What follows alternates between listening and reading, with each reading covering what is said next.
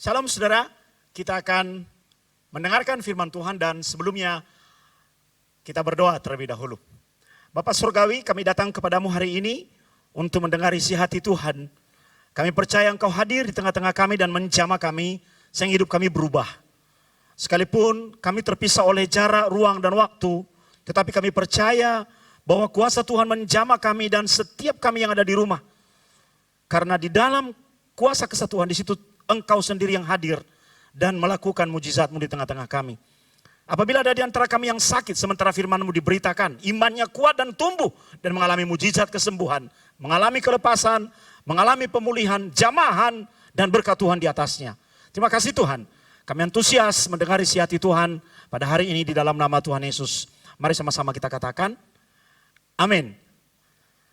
Saudaraku, waktu dan kesempatan yang Tuhan berikan kepada kita sangat indah hari ini.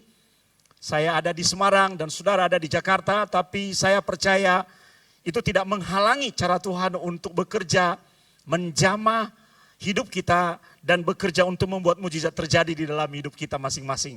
Karena situasinya memang seperti ini, ruang dan waktu tidak akan menjadi batasan bagi Tuhan untuk menjamah kita semua. Haleluya.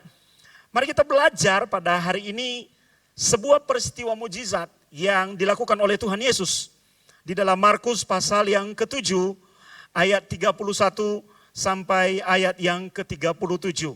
Mari kita baca bersama-sama. Sekali lagi, buka Alkitab saudara, Markus pasal 7 ayat 31 sampai ayat yang ke-37. Kita akan baca bersama-sama. Perikopnya berjudul Yesus menyembuhkan seorang tuli. Kemudian Yesus meninggalkan pula daerah Tirus dan dengan melalui Sidon pergi ke Danau Galilea di tengah-tengah daerah Dekapolis. Di situ orang membawa kepadanya seorang yang tuli dan yang gagap dan memohon kepadanya supaya ia meletakkan tangannya atas orang itu. Dan sesudah Yesus memisahkan dia dari orang banyak sehingga mereka sendirian, ia memasukkan jarinya ke telinga orang itu, lalu ia meludah dan meraba lidah orang itu. Kemudian sambil menengadah ke langit, Yesus menarik nafas dan berkata kepadanya, Efata, artinya terbukalah. Maka terbukalah telinga orang itu, dan seketika itu terlepas pula lah pengikat lidahnya, lalu ia berkata-kata dengan baik. Yesus berpesan kepada orang-orang yang ada di situ, supaya jangan menceritakannya kepada siapapun juga. Tetapi makin dilarangnya mereka, makin luas mereka memberitakannya. Ayat 37, mereka takjub dan tercengang dan berkata, yang menjadikan segala-galanya baik, yang tuli dijadikannya mendengar, yang bisu dijadikannya berkata-kata. Saudara, kita akan melihat bagaimana peristiwa kesembuhan yang dialami oleh seorang yang bisu dan tuli ini menjadi refleksi rohani bagi kita masa kini. Mari kita lihat kembali ayat yang ke-31. Kemudian Yesus meninggalkan pula daerah Tirus dan dengan melalui Sidon, ia pergi ke Danau Galilea di tengah-tengah daerah Dekapolis. Jangan lupa, Yesus sering pergi ke keramaian, ke tempat-tempat di mana orang banyak berkumpul. Karena di situ ada kesempatan yang sangat besar bagi Yesus untuk memberitakan kerajaan Allah dan melakukan banyak mujizat. Terutama daerah-daerah Dekapolis itu adalah daerah-daerah yang non-Yahudi. Banyak pendatang, banyak orang-orang yang tidak mengenal Allah, dan Yesus datang kepada mereka untuk memberitakan kabar baik. Karena Yesus juga pergi kepada bangsa-bangsa dan suku-suku yang non-Yahudi. Yesus pergi ke Dekapolis. Yesus pergi ke Dekapolis. Di situ ia berjumpa dengan serombongan orang yang tiba-tiba datang kepadanya membawa seorang yang tuli dan yang gagap. Perhatikan, di situ ada situasi yang menjelaskan mengenai kondisi orang ini tuli dan gagap. Tuli berarti tidak bisa mendengar sehingga dia tidak bisa berkata-kata. Di mana-mana gandengannya seperti itu saudara. Kalau ada orang yang tuli maka dia akan sulit berkata-kata karena dia belum pernah mendengar perkataan. Sehingga dia tidak bisa mengucapkan kata-kata atau mengeluarkan vokal sebagai bagian dari komunikasinya dengan orang lain.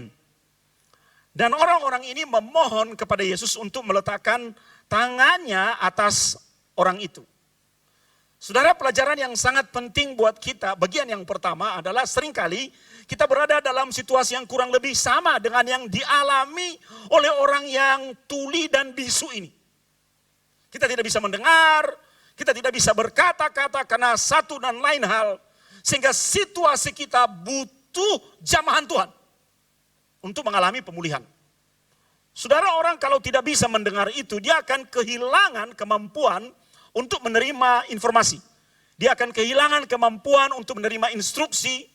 Dia tidak mampu berkomunikasi dengan orang lain. Dia tidak bisa mengerti apa maksud dan kehendak orang lain atas dirinya. Sehingga apa yang terjadi? Dia memiliki dunianya sendiri. Apalagi seperti yang Abu Nah katakan tadi, gandeng dengan bisu. Tidak mampu berbicara, tidak mampu menyampaikan ide dan gagasannya. Tidak mampu membangun narasi, tidak mampu berkomunikasi dengan orang lain. Maka orang-orang yang berada dalam situasi seperti ini menjadi sendirian di dalam sebuah dunia yang dia bangun sendiri dan dia terasing di sana. Kita seringkali berada dalam situasi yang sama. Mungkin kita tidak bisa seperti persis secara harafiah. Maksud saya adalah kita tidak tuli dan bisu secara harafiah, tapi kita mengalami ketulian dan kebisuan secara rohani, sehingga kita menjadi terasing dan dipenjarakan oleh situasi dan keadaan kita sendiri. Apa yang membuat kita bisa mengalami breakthrough dari situasi seperti itu? Perhatikan, orang bisu dan tuli ini tidak pernah mendengar tentang Yesus. Karena dia tidak mampu mendengar. Telinganya tuli. Itu sebabnya ada orang-orang yang membawanya kepada Tuhan Yesus. Dalam hal ini, Abu Nah ingin memberitahukan kepada saudara, jangan pernah meninggalkan komunitas. Apapun situasimu, apapun yang membuat engkau sedang terasing, apapun yang membuat engkau tidak mampu mendengar sesuatu, orang lain bisa mendengarkannya untukmu. Dan melalui apa yang didengar oleh orang lain itu, lahir sebuah tindakan yang membuatmu mengalami breakthrough. Makanya kita tidak boleh meninggalkan komunitas. Tidak semua bisa kita dengar. Bahkan ada hal-hal di mana kita memang tidak bisa mendengar. Orang lain yang mendengarkannya bagi kita. Dan melalui apa yang didengarkan oleh orang lain itu, mereka bisa mendorong kita. Mereka bisa membawa kita. Mereka bisa mengarahkan kita. Mereka bisa memimpin kita untuk mengalami terobosan. Apa yang menjadi kunci terobosan itu, saudara? Seperti yang dilakukan oleh orang-orang ini. Di situ mereka membawa kepadanya seorang yang tuli dan yang gagap dan memohon kepadanya supaya ia meletakkan tangannya atas orang itu. Orang-orang ini sadar bahwa pembalikan keadaan dari orang yang bisu tuli ini hanya akan terjadi kalau mengalami perjumpaan dengan Tuhan. Itu sebabnya mereka membawa orang yang bisu tuli ini untuk berjumpa dengan Tuhan. Mengerti sekarang bahwa iman orang lain mampu membawa terobosan di dalam diri kita. Ketika kita bahkan tidak memiliki iman yang sama dengan apa yang dimiliki oleh orang lain itu. Orang lain yang mendorong kita, orang lain yang membawa kita, memimpin kita, orang lain yang menempatkan kita di depan Kristus, di depan Tuhan, supaya kita bisa mengalami perjumpaan dengan Tuhan. Dan ini adalah kata kuncinya, perjumpaan dengan Tuhan yang mampu mengubah hidup kita. Hanya itu. Apalagi kalau kita membutuhkan yang namanya mujizat. Tidak ada mujizat yang bisa dihasilkan di dunia ini kecuali Tuhan adalah pelakunya. Kalau kita melihat ada mujizat-mujizat lain di dunia ini dilakukan oleh manusia, itu bukan mujizat yang sejati. Mujizat yang sejati dilakukan oleh Tuhan. Dan membawa orang kepada Tuhan, bukan membawa orang kepada manusia. Mujizat yang sejati akan memulihkan hidup seseorang yang mengalaminya. Terjadi terobosan. Orang-orang ini membawa yang bisu dan tuli dan gagap ini datang kepada Tuhan dan memohon kepada Tuhan Yesus untuk meletakkan tangannya atas orang itu. Dengan harapan apa? Supaya orang ini pulih keadaannya. Itu loh saudara. Itu sebabnya kita perlu mendengar nasihat orang lain. Itu sebabnya kita perlu didukung doa oleh orang lain. Itu sebabnya kita perlu berada di dalam komunitas kita yang bisa membawa kita mengalami perjumpaan dengan Tuhan. Sebab perjumpaan dengan Tuhan hasilnya adalah mujizat. Coba katakan bersama-sama dengan saya. Perjumpaan dengan Tuhan hasilnya adalah mujizat. Amin. Lihat ayat yang ke-33. Ada hal yang agak aneh ketika orang-orang ini membawa dan mempertemukan yang bisu tuli ini dengan Tuhan Yesus. Dalam ayat 33 kita melihat, dan sesudah Yesus memisahkan dia dari orang banyak, sehingga mereka sendirian. Kenapa sih Tuhan Yesus memisahkan orang yang sedang bermasalah ini dari orang banyak, padahal orang banyak ini yang membawanya kepada Tuhan Yesus? Karena dalam konsep Tuhan, perjumpaan dengan Tuhan itu bersifat personal, saudara.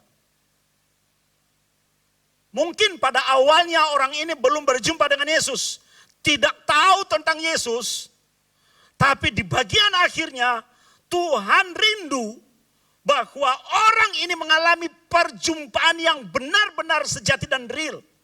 Ada satu keinginan dari dalam dirinya. Mungkin sebelumnya itu adalah keinginan dan dorongan orang lain. Tapi saat berada di depan Tuhan, Yesus rindu dan mau agar orang ini benar-benar memiliki keinginan yang sejati untuk berjumpa dengan Yesus. Itu saudara, kadang-kadang memang di dalam terobosan itu orang lain menjadi trigger bagi kita. Tapi endingnya adalah kita sendiri. Dan bagaimana kita terhubung dengan Tuhan secara pribadi. Itu yang dikehendaki oleh Yesus terjadi di dalam orang yang bisu dan tuli ini. Sehingga ia memisahkan orang ini dari kerumunan.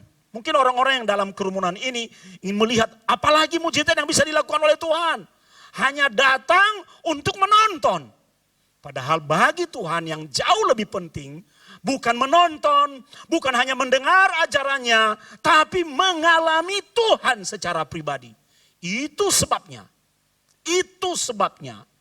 orang-orang yang mengalami mujizat itu adalah orang-orang yang memiliki spiritual relationship. Hubungan rohani yang bersifat personal, pribadi.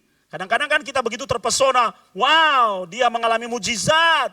Kita lupa mengambil poinnya, bukan pada mujizat itu. Poinnya adalah pada hubungan pribadi, di mana kita sendirian dengan Tuhan. Di mana hanya kita dengan Tuhan secara pribadi. Itu loh.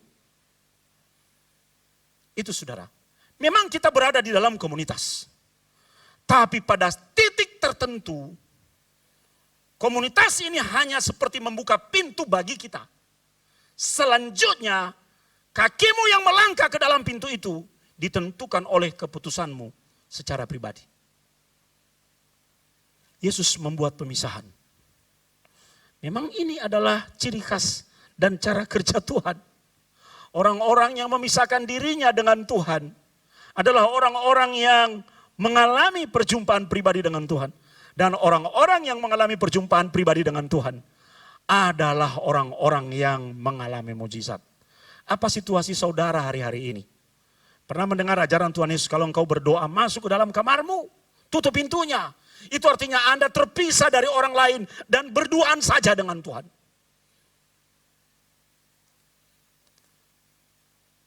Orang ini tidak melihat ke kanan dan ke kiri. Matanya hanya fokus kepada Tuhan. Tidak ada pengalih perhatian yang lain. Apalagi dalam situasi pandemi hari-hari ini. Sudahkah Anda membangun hubungan berduaan dengan Tuhan? Pagi, siang, malam, atau Anda punya waktu-waktu pribadi, kualitas-kualitas tertentu yang menguatkan bahwa Anda memang terhubung secara pribadi dengan Tuhan? Atau jangan-jangan kualitas itu hilang dan Anda sibuk dengan berbagai acara yang lain? Hanya Anda yang bisa menjawabnya. Tapi Abuna ingin memberitahu kepada saudara bahwa kualitas pribadi kita dengan Tuhan itulah yang menjadi jalan masuk bagi mujizat Tuhan untuk kita alami. Haleluya. Apa yang Tuhan lakukan ketika Dia memisahkan orang itu dari orang banyak? Ini kata yang sangat indah, sehingga mereka sendirian. Berduaan maksudnya gitu loh saudara. Mereka sendirian, tidak ada orang lain. Yesus memasukkan jeringa ke telinga orang itu. Lalu ia meludah dan meraba lidah orang itu. Meludah ke tanah. Dia ambil ludah itu yang mungkin bercampur dengan tanah dan dia raba lidah orang itu. Keanehan terjadi saudara. Lihat ayat ke-34. Kemudian sambil menengadah ke langit, Yesus menarik nafas dan berkata kepadanya, Efata. Efata. Yang kalau kita terjemahkan artinya, terbukalah. Wow. Maka terbukalah telinga orang itu dan seketika itu juga terlepaslah pula pengikat lidahnya. Lalu ia berkata-kata dengan baik. Coba lihat, Efata memiliki dua implikasi. Telinga yang terbuka dan lidah yang mampu berbicara. Telinga yang terbuka berarti sebelumnya tertutup. Lidah yang mampu berbicara berarti sekarang lidah itu bebas bergerak untuk mengeluarkan artikulasi-artikulasi vokal dan perkataan di dalam mulut sehingga mengeluarkan kalimat dan kata-kata untuk berkomunikasi. Sebab sebelumnya lidah itu terikat. Anda melihat poin yang sangat penting di sini saudaraku. Efata. Terbukalah. Coba ada sebuah kado diberikan kepada saudara. Anda tidak akan pernah tahu isinya sebelum Anda membukanya. Coba misalnya Anda berada di dalam sebuah situasi di mana ada kesempatan di depanmu, tapi Anda tidak bisa mengambil kesempatan, memanfaatkan peluang yang ada itu karena pintunya tertutup. Implikasi Efata ini sangat luas, saudara. Bukan hanya bicara mengenai telinga yang terbuka dan ikatan lidah yang terlepas. Kita bisa merefleksikannya dalam situasi kita. Dalam kehidupan kita. Mungkin kita sedang menghadapi pintu yang sedang tertutup. Mungkin kita sedang terikat sehingga tidak mampu berkata-kata. Kita butuh dibukakan. Dan kita tidak mampu menolong diri kita sendiri. Seperti dijelaskan di bagian awal. Kita tidak mampu menolong diri kita sendiri. Kita tidak mampu membuka pintu itu. Kita tidak mampu melepaskan ikatan itu. Kita butuh campur tangan Tuhan untuk mengalami Efata. Mungkin kita mengalami pintu yang tertutup di dalam bisnis. Mungkin kita mengalami kemandekan di dalam cara kita berkata-kata untuk mengungkapkan isi hati kita kepada orang lain. Sehingga orang lain bisa mengerti seharusnya tapi kita gagal untuk membangun pengertian itu. Karena lidah kita terkunci. Itu artinya kita terasing sendirian. Orang-orang yang berada dalam situasi seperti ini saudara, butuh pembebasan. Seperti dialami orang yang bisu dan tuli ini butuh pembebasan. Sehingga saat dia dibebaskan, apa yang semula terkunci terbuka. Apa yang semula terikat terbuka. Dan dia mengalami kemerdekaan. Dia bisa bicara. Hari ini saya mau beritahu kepada saudara. Entah apa yang sedang mengikat hidupmu. Entah apa yang sedang mengikat pekerjaanmu. Entah apa yang sedang mengikat rohmu. Entah apa yang sedang terkunci yang ada di depanmu. Dalam bisnis, dalam pekerjaan, di dalam pelayanan, di dalam kehidupan. Anda butuh yang terkunci itu dibukakan. Anda butuh yang terikat itu dilepaskan. Dan hanya ada satu cara. Untuk membuat kita mengalami breakthrough seperti orang yang bisu tuli ini. Yaitu Efata. Coba katakan bersama-sama dengan Abuna, Efata. Ya, Efata. Kita harus mengalami kuasa Efata itu. Kuasa yang membuka pintu yang terkunci. Kuasa yang melepaskan ikatan. Orang kalau berhadapan dengan pintu yang terkunci, tidak bisa maju, tidak bisa pergi ke sana untuk mengambil sesuatu di sana, tidak bisa meneruskan perjalanannya. Anda bisa bayangkan, seharusnya Anda bisa dan tiba di tujuan tertentu, tapi gagal karena ada halangan, yaitu pintu yang tertutup, terkunci, dan Anda tidak bisa membukanya. Coba juga bayangkan, tanganmu terikat, kakimu terikat, Anda tidak leluasa bergerak, tidak bebas beraktivitas karena ikatan. Saya punya binatang peliharaan di rumah, anjing saudara, dan karena galak seringkali saya ikat. Malam saya lepaskan di luar dalam kondisi terikat, siang hari dimasukkan di dalam kandang. Jadi ketika ada orang lewat tengah malam, dia mengejar orang itu, sepertinya dia hendak menjangkau seseorang tapi gagal. Kenapa? Karena dia terikat. Dia terikat, tidak bisa bergerak lebih jauh, tidak bisa bebas beraktivitas. Kadang kita mengalami situasi yang serupa. Kita terikat oleh alasan-alasan tertentu, oleh sebab-sebab yang tidak kita mengerti. Tapi itulah firman Tuhan yang diberitakan kepada kita hari ini, bahwa di dalam situasi yang demikian, kita bisa mengalami kemerdekaan. Kita bisa mengalami kelepasan. Kenapa? Karena Tuhan akan melakukannya bagi kita. Haleluya. Kita harus mengalami apa yang disebut dengan ephata. Yang menjadi pertanyaannya adalah, gimana sih Pak Sony cara saya mengalami ephata di dalam hidup ini? Mungkin saudara rindu mengalami ephata dalam bisnis, ephata dalam hal kesehatan, ephata dalam hal pelayanan, ephata di dalam aspek-aspek kehidupan yang lain yang hanya Anda dan Tuhan sendiri yang tahu. Agar kita bisa mengalami breakthrough dan terobosan seperti orang ini, mari kita belajar dari prinsip-prinsipnya. Seperti yang saya katakan tadi, kita tidak boleh meninggalkan komunitas. Amin. Jangan pernah meninggalkan komunitas, karena komunitas itu yang membuatmu bisa bertahan. Komunitas itu yang memimpinmu, yang menjadi trigger di dalam hidupmu. Komunitas itu yang mengawalmu.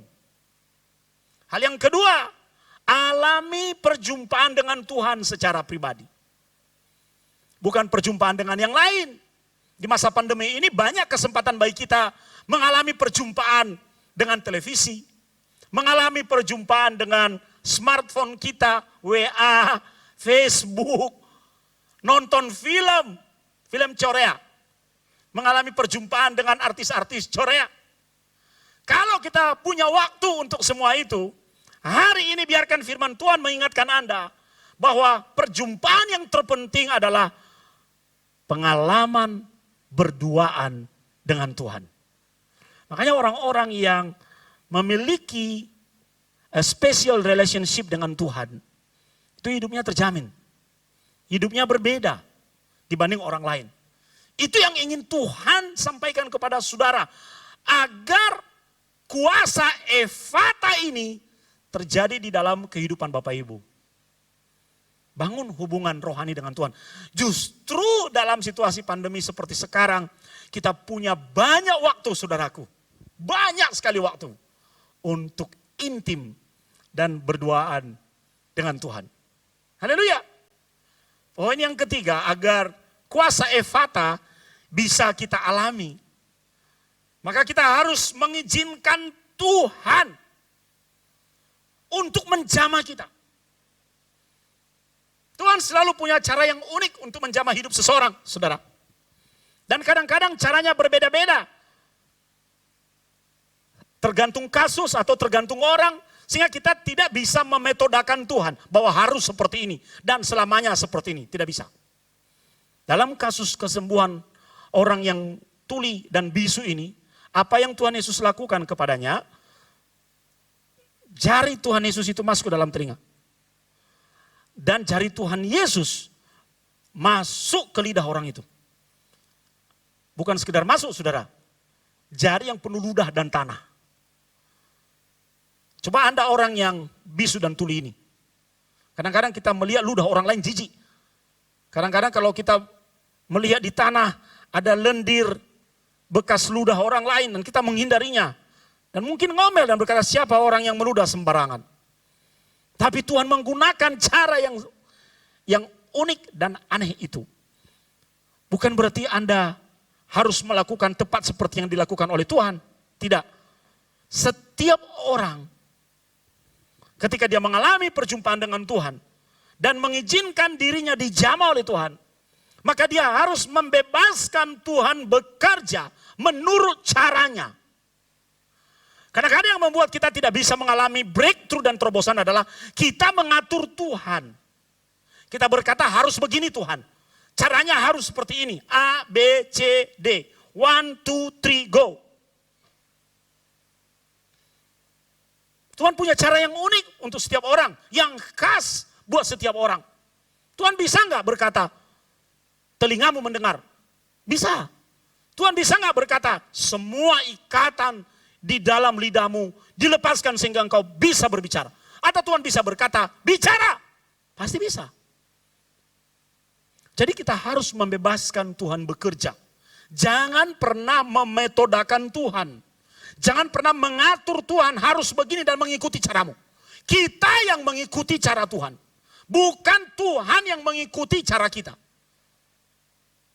Ingat waktu Abuna khotbah tentang Yunus, saudara. Tuhan meminta Yunus mengikuti caranya. Tapi Yunus tidak mau, dia melarikan diri. Dia pergi jauh dari hadapan Tuhan. Bahkan menuntut Tuhan mengikuti caranya.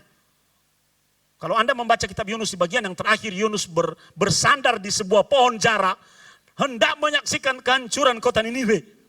Ternyata Tuhan tidak jadi menghancurkan kota itu. Dia kecewa, ngomel-ngomel. Inilah nabi yang gagal memahami Tuhannya. Cukup Yunus yang seperti itu. Jangan kita, saudara. Di dalam pertengahan kisah ini kan kita melihat bagaimana Yunus ditelan oleh ikan. Ditelan oleh ikan. 3 hari berada di dalam perut ikan. Dan ikan itu diperintahkan oleh Tuhan untuk tidak boleh mencerna Yunus. Jadi bayangkan saudara, ikan merasa tidak nyaman karena keberadaan Yunus di dalam perutnya. Gara-gara dia memaksa Tuhan mengikuti caranya. Apa cara Yunus? Dia tidak mau terjadi pertobatan di Niniwe.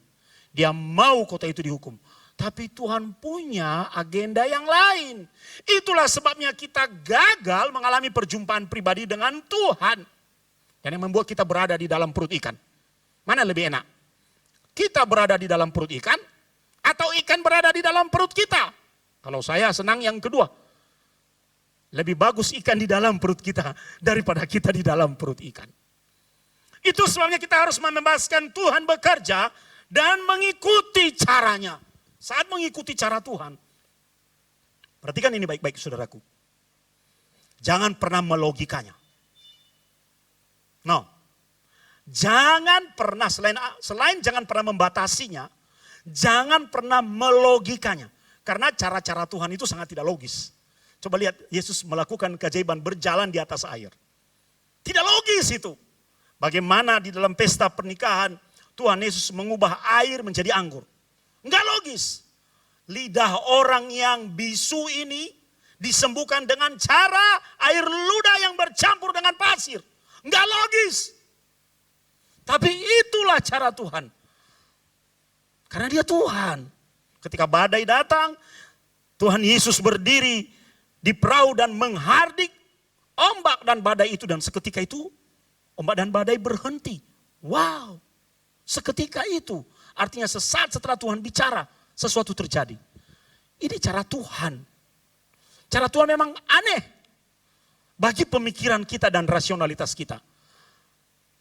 Itu sebabnya jangan pernah engkau merasionalkan cara-cara Tuhan. Kalau kita merasionalkan cara-cara Tuhan, maka kita akan gagal dan tidak mengalaminya. Karena kita sudah membatasi kuasa Tuhan. Dengan apa? Dengan pikiran kita. Kita berkata, tidak mungkin. Bagaimana bisa itu terjadi? Bagaimana mungkin itu terjadi? Nggak mungkin. Saat Anda berkata tidak mungkin, maka mujizat tidak akan pernah terjadi. Yang namanya aja mujizat kok saudara. Anda tahu mujizat itu yang tidak mungkin menjadi mungkin. Yang tidak pernah kita pikirkan. Itu yang disebut dengan mujizat. Melawan hukum alam. Melawan analisis dan kemampuan rasionalitas kita. Jadi apa yang harus kita lakukan? Pasrah aja. Ikuti cara Tuhan. Ingat lagu itu. Dan ku tenang di dalam caramu. Kau selalu punya cara untuk menolongku. Kau selalu punya jalan keajaibanmu. Kau dahsyat dalam segala perbuatanmu. Apa saudara? Dan ku tenang di dalam caramu. Dan ku tenang. Tenang di dalam cara Tuhan. Karena cara Tuhan tidak bisa kita pikirkan. Melampaui kemampuan berpikir kita. Melampaui fakta dan kenyataan. Melampaui semua kemungkinan-kemungkinan yang ada. Jangan nanti setelah ini Anda pergi mencari orang yang bisu tuli lalu Anda meludah di tanah, ambil dan gosok-gosok dan jamah dalam nama Yesus. Jangan memetodakan Tuhan. Tuhan punya caranya sendiri. Dan di dalam cara itu Anda harus membebaskan Dia bekerja. Lihat ayat yang ke-37. Apa yang menjadi respon orang-orang? Mungkin Tuhan mengasingkan orang ini dan membiarkan orang-orang lain menonton dari sana. Dan Dia menarik orang ini, menjamah telinganya dan menjamah mulutnya. Dan orang ini tiba-tiba berbicara sehingga membuat orang-orang yang menyaksikan peristiwa itu dari jauh dalam ayat 37 takjub dan tercengang. Memang namanya mujizat itu akan membuat orang lain takjub dan tercengang. Dan itulah hasil dari perjumpaan dengan Tuhan. Akan membuat orang yang menyaksikan hidup kita takjub dan tercengang. Berkata-kata dengan heran, wow, luar biasa cara Tuhan bekerja. Saudara, hasil perjumpaan dengan Tuhan adalah kesaksian akan kuasa Tuhan. Itu saudara. Itu sebabnya ketika Anda mengalami mujizat, Anda mengalami breakthrough, Anda mengalami terobosan, Anda harus bersaksi supaya orang bisa memuliakan Tuhan. Supaya Tuhan disenangkan. Bukan memuliakan dirimu yang mengalami mujizat itu. Tapi memuliakan Tuhan. Hasil perjumpaan dengan Tuhan adalah mujizat. Dan mujizat itu menjadi kesaksian. Orang-orang takjub dan tercengang. Coba lihat. Dan berkata, ia menjadikan segala-galanya baik. Ia menjadikan segala-galanya baik. Ini perkataan harapan. Ini perkataan optimisme. Ini perkataan orang-orang yang beriman di dalam cara kerja Tuhan. Pokoknya kalau Tuhan bekerja, all is going well. Hakol beseder. Semua baik. Haleluya. Abuna rindu agar kita semua mengalami kebaikan Tuhan. Mungkin situasi kita sedang sulit. Mari kita deklarasikan. Ia menjadikan segalanya baik. All is going well. Semua baik, semua baik. Haleluya. Yang menjadikan segala-galanya baik. Yang tuli dijadikannya mendengar. Yang bisu dijadikannya berkata-kata. Perkataan-perkataan seperti ini akan membangkitkan imanmu.